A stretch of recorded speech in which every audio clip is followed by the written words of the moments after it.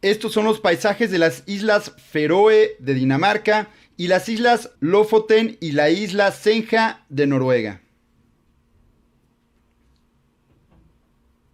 Las Islas Feroe son un pequeño archipiélago entre Islandia y la Gran Bretaña. Solo una de las 18 islas está habitada. Las Islas Lofoten tiene 25,000 habitantes y se dedican a la pesca de bacalao y al montañismo. La isla de Senja es la segunda más grande de Noruega y es famosa por el Parque de los Troles.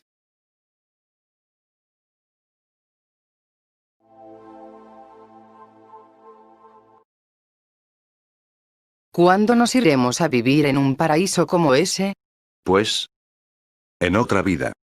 Justo en la pobreza.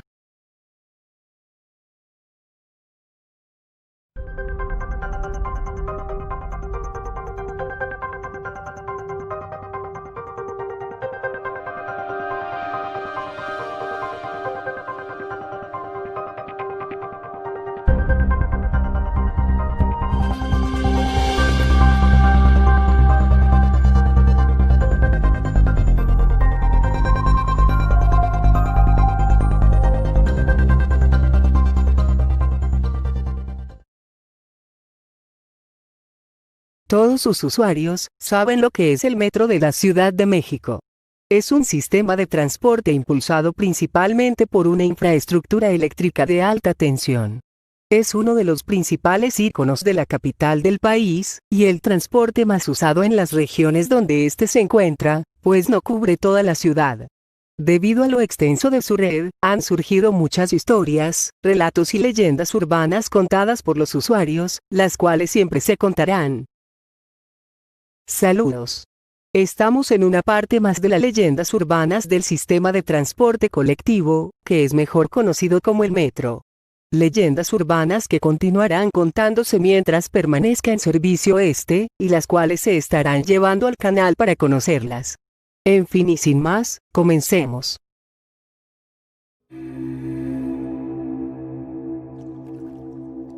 Se dice que a altas horas de la noche, durante los últimos viajes del día, se han reportado muchos casos de encuentros con una extraña e inquietante mujer, principalmente en las líneas céntricas de la red. Se dice que suele aparecer más en la estación Panteones de la línea 2. Cuentan que si te encuentras en el vagón completamente vacío, si no bajas en la siguiente estación, una mujer con aspecto de loca, generalmente con una imagen maltrecha, sube al otro lado, dependiendo de dónde se encuentre el incauto para hacerle compañía, quien por cierto nunca toma asiento, pese a tener todo el espacio disponible.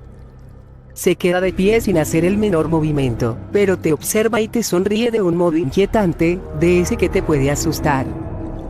Entonces se acerca lentamente.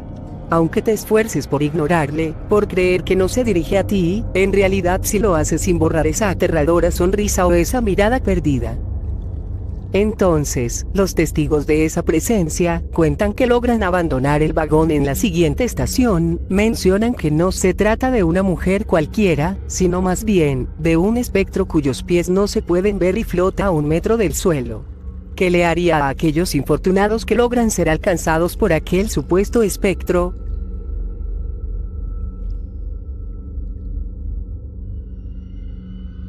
El 20 de octubre de 1975 es recordado como el mayor accidente de la historia del metro de la Ciudad de México en la estación Viaducto de la línea 2, dejando como saldo un total de 1 muerto y 70 heridos. Se dice que el archivo completo del operador culpable de este choque debería de estar almacenado en el Archivo Histórico de la Ciudad de México. No obstante, lo que se encuentra en el susodicho, solo hay una poco relevante media cuartilla que relata el acontecimiento. Se dice que posiblemente por temor a represalias u otra circunstancia, fue destruido todo lo relacionado al incidente y el nombre del operador fue desaparecido con tal de borrar de la historia este episodio de la Ciudad de México. Un dato más oscuro es el que menciona de que no solo el nombre del operador fue desaparecido, sino también a él.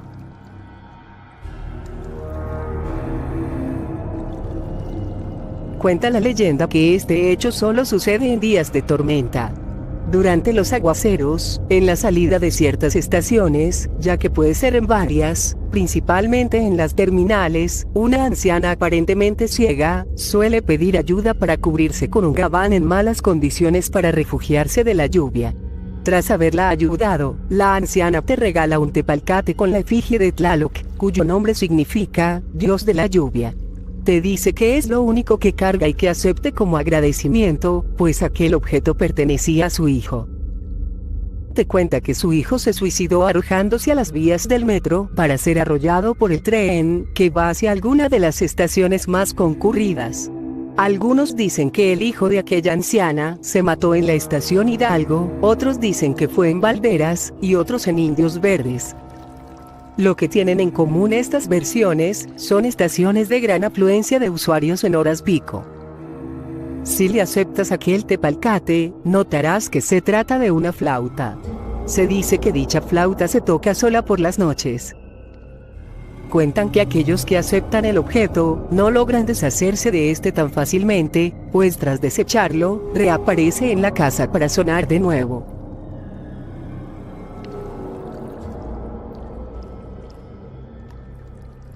Se dice que no es recomendable viajar en los últimos trenes del transporte, sobre todo cuando ya es medianoche, momento exacto del cierre del servicio, pues algunos cuentan que cuando pasas por los túneles principalmente subterráneos, las luces parpadean como si fuera un fallo del suministro, hasta el grado de apagarse por un breve momento. El viaje a través de túnel se siente más largo de lo que debería, para luego las luces por fin se vuelven a encender, y aparecen personas en los asientos que no estaban ahí antes. Es decir, que si eres la única persona en el vagón, irremediablemente notarás la diferencia antes de ese parpadeo de luces, que podrían ambientar un filme de terror. Los supuestos testigos dicen que algunas de esas personas en cuestión, llevan ropa de la época en la que el metro se inauguró. Nadie se mueve, incluso puedes llegar a sentir un ambiente diferente, algo pesado e inquietante, hasta que finalmente bajas, o alguien sube, pues cuando menos lo notas, esa gente habrá desaparecido.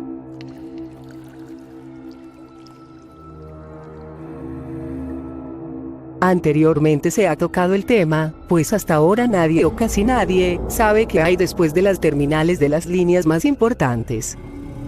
Muchos creen que hay estaciones fantasma, incluyendo en las desviaciones que suelen verse en los túneles de las líneas subterráneas, pues dichos túneles están ahí, pero supuestamente no conecta con ninguna estación, o que son sitios que fueron abandonados.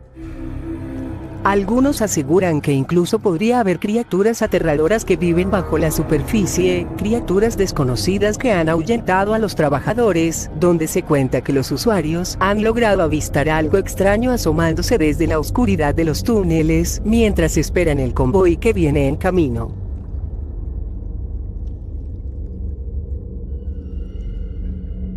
En el túnel entre las estaciones Auditorio y Constituyentes, el cual pasa por la residencia oficial de Los Pinos, se dice que existe un búnker similar al que supuestamente se encuentra en Barranca del Muerto, el cual tiene como finalidad para uso del presidente y su familia en caso de contingencias o ataques. El propósito de aquel sitio es idéntico, pero las variantes son el acceso y la profundidad, pues esta se encuentra construida a un nivel más cercano a la superficie, ya que mientras en Barranca del Muerto además de ser más profunda y se accede con ayuda del tren, aquí en Los Pinos se puede llegar a pie a través del túnel, aunque existan otras versiones que apuntan que dicho acceso se llega de la misma forma que en Barranca del Muerto. Como sea, parece que hay más de un búnker bajo las entrañas de la ciudad. Siempre y cuando estos realmente existan.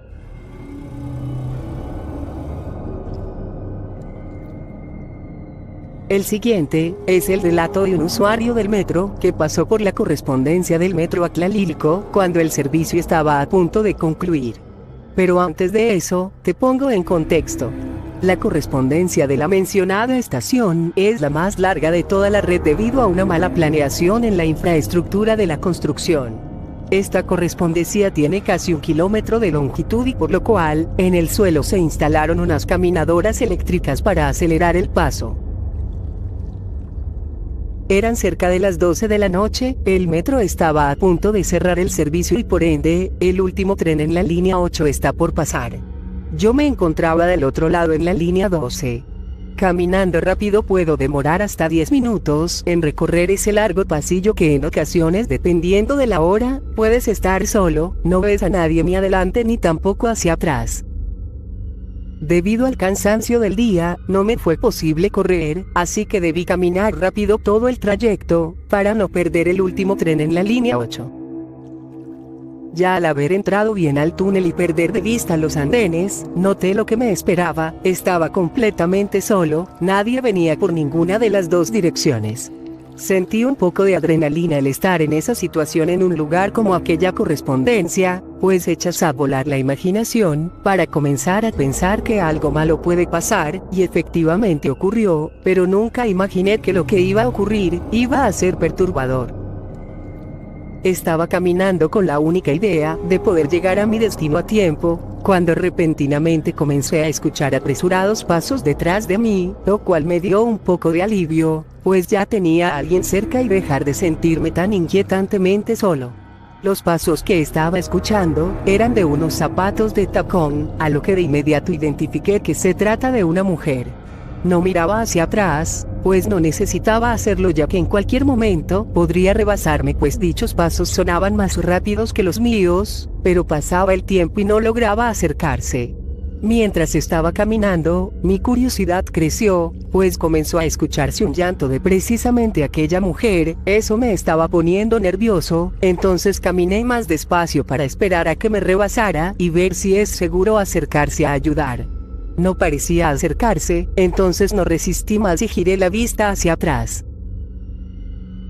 Mi sorpresa fue mayor al notar que no había nadie, entonces me acerqué a la esquina en la que recién había pasado y lo único que vi fue la inquietante soledad del pasillo que lucía infinito desde ese punto. El llanto seguía escuchándose, pero no había quien lo podía emitir, no había rincones donde alguien escape de la vista. El momento se volvió perturbador, así que sin pensarlo más, tuve que emplear la energía que me quedaba para correr como pueda y salir de ese maldito pasillo cuanto antes, pues para colmo, las caminadoras estaban apagadas. El llanto dejó de escucharse y volvieron los pasos, pero ahora sonaban como de varias personas. Eso no era nada normal, estaba solo en ese momento, podía haber alguien atrás o delante de mí, pero seguramente estaba lejos. El ambiente estaba siendo muy pesado y algo frío, tuve que soportarlo hasta finalmente llegar al andén de la línea 8 donde un vigilante me vio agitado y pálido, a lo que él me dijo que no me preocupe, que al final no me pasa nada.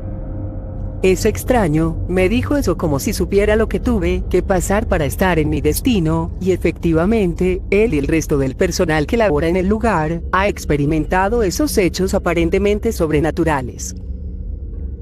Esta historia se ha repetido varias ocasiones en el mismo lugar, lo cual creó la leyenda urbana que anteriormente se contó sobre el hecho de que hay construcciones donde se ofrendan cuerpos para que éstas resistan el paso del tiempo.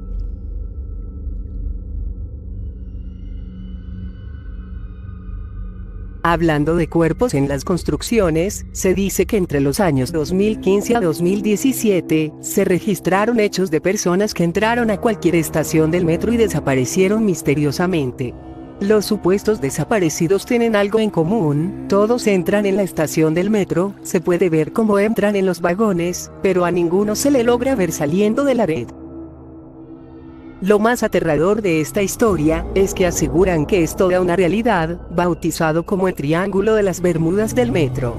En sus entrañas han desaparecido al menos 153 personas, se abrieron 43 investigaciones por usuarios que fueron vistos por última vez en las instalaciones.